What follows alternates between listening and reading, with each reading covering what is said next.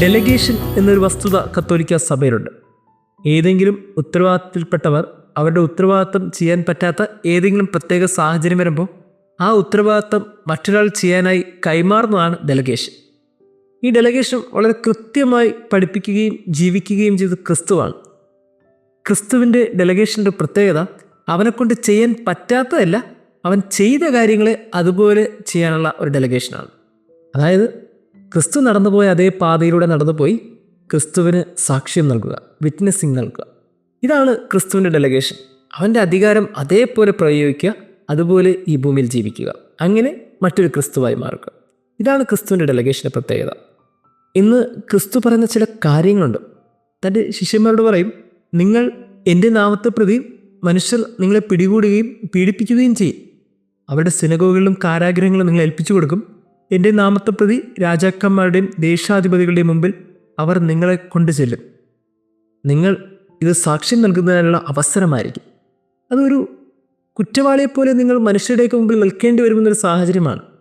ക്രിസ്തു ഇതൊക്കെ പറയുമ്പോൾ വളരെ കൃത്യമായി നമുക്ക് മനസ്സിലാക്കേണ്ടത്, ക്രിസ്തു ഇതുപോലെ കടന്നുപോയിട്ടുണ്ട്. കൃത്യമായിട്ട് ദേശാധിപതികളുടെ മുമ്പിലും സിനഗോഗിലും കാരാഗ്രഹത്തിലൊക്കെ അവനും ഏൽപ്പിച്ചു കൊടുക്കപ്പെട്ടിട്ടുണ്ട്.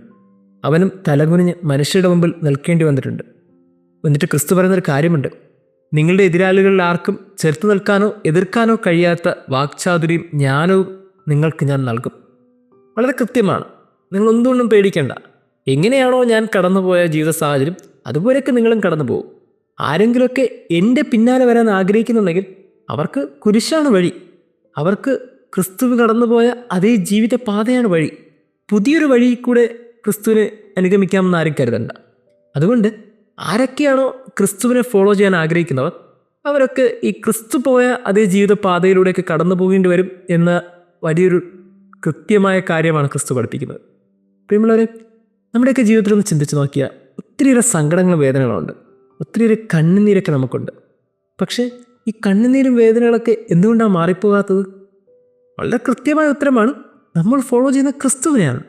അവൻ കരഞ്ഞിട്ടുണ്ട്, അവൻ വേദനിച്ചിട്ടുണ്ട്, അവൻ സങ്കടപ്പെട്ടിട്ടുണ്ട്. അപ്പോൾ അവൻ കടന്നുപോയ അതേ പാതകളിലൂടെയൊക്കെ നമ്മളും കടന്നു പോകണം. There is no other way. അവൻ്റെ പാതയിലൂടെ കടന്നു പോയാൽ മാത്രമേ മറ്റൊരു ക്രിസ്തുവായി നമുക്ക് മാറാൻ കഴിയുകയുള്ളൂ. അതുകൊണ്ട് ഇനിയൊരു സ്പിരിച്വാലിറ്റിക്ക് നമ്മൾ ഉണ്ടാക്കേണ്ട മറ്റൊരു ചേഞ്ച് ഉണ്ട്. നമ്മൾ ക്രിസ്തുവിനെ പോലെ ഈ ഭൂമിയിൽ ജീവിക്കുന്നുണ്ടോ? ഒരു നിമിഷം ഓർക്കണം, നമ്മൾ ക്രിസ്തുവിനെ പോലെ എത്തിച്ചേരേണ്ട ഒരു ജീവിത രീതിയെയാണ് ക്രിസ്ത്യാനി എന്ന് വിളിക്കുന്നത്. മറ്റൊരു ക്രിസ്തുവായി തീരുക എന്നുള്ളതാണ്. അതുകൊണ്ട് എവിടെയെങ്കിലുമൊക്കെ നമ്മളുടെ പ്രാർത്ഥനകൾ കേൾക്കപ്പെടുന്നില്ല എന്ന് തോന്നുന്നുണ്ടെങ്കിൽ മർക്കോസിൻ്റെ സുവിശേഷം 15-ാം അധ്യായം 34-ാം വാക്യം വായിക്കണം. അവിടെ കുരിശിൽ കിടന്നുകൊണ്ട് എൻ്റെ ദൈവമേ, എൻ്റെ ദൈവമേ, എന്തുകൊണ്ട് അങ്ങനെ ഉപേക്ഷിച്ചു എന്ന് നിലവിളിച്ച് കരഞ്ഞ ക്രിസ്തുവിനെ നമ്മൾ കാണും. കൊടിയ ദാരിദ്ര്യത്തിലൂടെയൊക്കെ ജീവിതം കടന്നു പോകുമ്പോൾ ലൂക്കാ സുവിശേഷം 9-ാം അധ്യായം 58-ാം വാക്യം വായിക്കണം. അവിടെ കുറുനരികൾക്ക് മാളവും ആകാശത്തിലെ പക്ഷികൾക്ക് കൂടും, എന്നാൽ മനുഷ്യപുത്രന് തലചായ്ക്കാൻ ഇടമില്ല എന്നൊക്കെ നിലവിളിച്ച് സങ്കടത്തോടെ ദാരിദ്ര്യത്തിൽ പറയുന്ന ക്രിസ്തുവിനെ നമ്മൾ കാണും.